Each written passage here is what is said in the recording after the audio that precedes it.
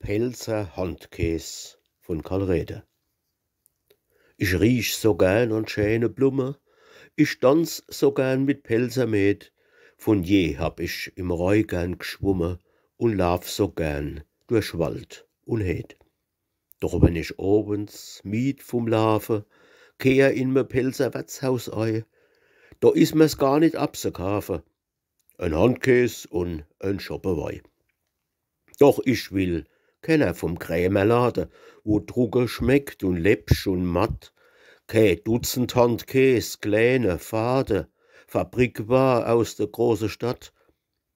Ich will ein Handkäs aus'm Hebel, schä, durch und duftig, groß und zart, so wie in Lust mei Tante Bäbbelsalz noch macht, noch Pelzerart.